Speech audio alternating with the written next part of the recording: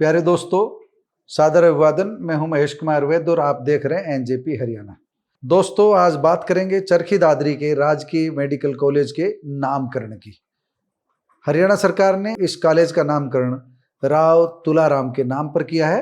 अब यह कॉलेज राव तुलाराम राजकीय मेडिकल कॉलेज हो गया है। इस बारे में पत्र जारी हो गया है। आरती सिंह राव स्वास्थ्य मंत्री है हरियाणा की और उनके पिता राव इंद्रजीत सिंह हैं। राव इंद्रजीत सिंह केंद्र में मंत्री है। दोनों की इच्छा थी और उनके समर्थकों की इच्छा थी कि राव तुलाराम के नाम पर मेडिकल कॉलेज बने। पहले प्रयास किया गया कि जो कोरियावास में मेडिकल कॉलेज है उसका नाम राव तुलाराम के नाम पर हो, लेकिन यह प्रयास सिरे नहीं चढ़े क्योंकि उसका नामकरण महर्षि च्यवन ऋषि के नाम पर कर दिया गया था। लंबा आंदोलन चला, उसके बाद एक समाधान निकला कि वहां पर मेडिकल कॉलेज में जो अस्पताल बनेगा उसका नाम राव तुलाराम अस्पताल रख दिया जाए।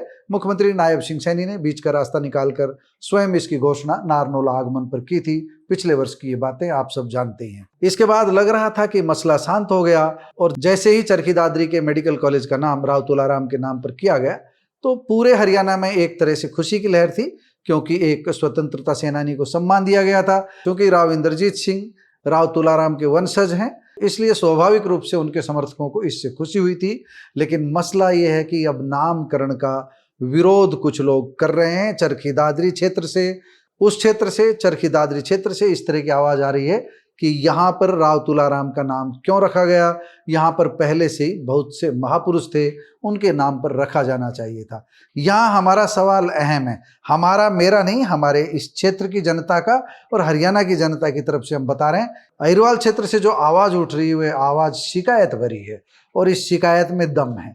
इनका कहना है कि जब रेवाड़ी जिले में, महेंद्रगढ़ जिले में और दूसरे गुरुग्राम जिले में चौधरी देवीलाल की प्रतिमाएं लगाई गई, उनके नाम पर संस्थाएं बनाई गई, उनके नाम पर चौक रखे गए, चौधरी रणवीर सिंह हुड्डा के नाम पर रेवाड़ी में चौक रखा गया, किसी ने चूं तक नहीं की। सबने स्वतंत्रता सेनानियों का, सबने महापुरुषों का सम्मान किया। जिस सहृदयता के साथ अहिरवाल ने दूसरे क्षेत्र के नेताओं को, मैं दूसरे क्षेत्र का किसी को नहीं मानता, ना हमारा कि इस तरह का कोई इरादा है कि महापुरुषों को क्षेत्र विशेष का बताया जाए, लेकिन जो आवाज उठ रही उसको लेकर के कह रहे हैं कि जो दूसरे क्षेत्र के नेता थे, जो रोहतक से संबंधित थे या दूसरे हिसार से या सिरसा से संबंधित थे, उनको लेकर के भी अगर दक्षिण हरियाणा के इस क्षेत्र में सम्मान दिया गया तो किसी ने चू पटाख तक नहीं की, किसी ने कोई आवाज नहीं उठाई। अब अगर चरखी दादरी से इस तरह की आवाज कुछ लोग उठा रहे हैं तो यह आवाज अच्छी नहीं है। हमारे पास इस बारे में कई पत्र भी पहुंचे हैं, कई लेख भी पहुंचे हैं, उसको लेकर के भी मैं जिक्र करना चाहूंगा। डॉक्टर राजेंद्र यादव आजाद ने लेख भेजा है, नाम पर राजनीति या समाज का सम्मान, आखिर विवाद कब तक, उन्होंने ये सवाल उठाया है। एनजेपी हरियाणा के पास ये लेख आया है, वरिष्ठ साहित्यकार सत्यवीर नाहड़िया के माध्यम से ये लेख हम तक पहुंचा है। हम news for justice and parity के वीकली अंक में भी इसको जगह दे रहे हैं। इस लेख में जो डॉक्टर राजेंद्र यादव आवाज ने जो बात कही है वो उनका लेख में वो आपको बता भी देता हूं। हरियाणा के चरखी दादरी में प्रस्तावित मेडिकल कॉलेज का नामकरण इन दिनों चर्चा का विषय बना हुआ है। हरियाणा सरकार ने प्रस्तावित मेडिकल कॉलेज का नाम वीर योद्धा राव तुलाराम के नाम पर रखने का आदेश जारी किया है। इसके बाद विरोध शुरू हो गया है, क्योंकि कुछ लोग इसका विरोध कर रहे हैं और तर्क दे रहे हैं कि क्षेत्र में अनेक महान व्यक्तित्व हैं, इसलिए किसी अन्य स्थानीय महापुरुष के नाम पर संस्थान का नाम रखा जाना चाहिए। यह विवाद केवल एक मेडिकल कॉलेज के नाम तक सीमित नहीं है, बल्कि यह उस व्यापक राजनीति और सामाजिक मानसिकता की ओर संकेत करता है जो देश भर में नामकरण के मुद्दों पर देखने को मिलती है। वास्तविक प्रश्न यह है कि किसी सड़क, पार्क, विश्वविद्यालय, अस्पताल या सरकारी संस्थान का नाम किसी महापुरुष के नाम पर रखने का उद्देश्य क्या होता है। इसका उद्देश्य होता है उस व्यक्ति के योगदान को स्मरण करना और आने वाली पीढ़ियों को उससे परिचित कराना। लेकिन दुर्भाग्य यह है कि हमारे समाज में नामकरण का विषय सम्मान से अधिक राजनीति का विषय बन गया है। किसी एक नाम का समर्थन और दूसरे का विरोध अक्सर सामाजिक, जातीय और राजनीतिक खेमों में बंटकर रह जाता है। बहुत बड़ी बात कही है, सामाजिक, राजनीतिक और जातीय समीकरणों में, और नाम को लेकर के राजनीति शुरू हो जाती है। इस राजनीति से बचने की सलाह डॉक्टर आजाद ने दी है। उनका कहना है कि देश के अनेक हिस्सों में विभिन्न महापुरुषों के नाम पर विश्वविद्यालय, पार्क, सड़कें और सरकारी योजनाएं संचालित है।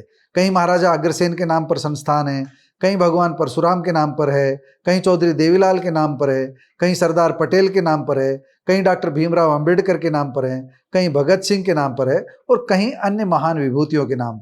अहिरवाल क्षेत्र की बात करें तो यहाँ भी इंदिरा गांधी, राजीव गांधी, राजेश पायलट, ताऊ देवीलाल, रणबीर सिंह हुड्डा, चौधरी चरण सिंह जैसे कई महापुरुषों के नाम, कई संस्थाओं, चौक चौराहों के नाम दर्ज है यहाँ पर।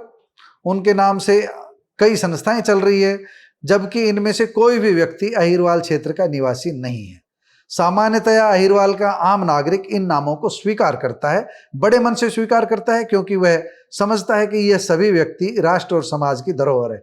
लेकिन समस्या तब पैदा होती है जब किसी राज्य में दो किसान जातियां जो दोनों ही सामाजिक और राजनीतिक रूप से राज्य का प्रतिनिधित्व करती है, तब किसी एक समुदाय या एक क्षेत्र से जुड़े महापुरुष का नाम दूसरे क्षेत्र में रखने पर विरोध करना शुरू कर देती है।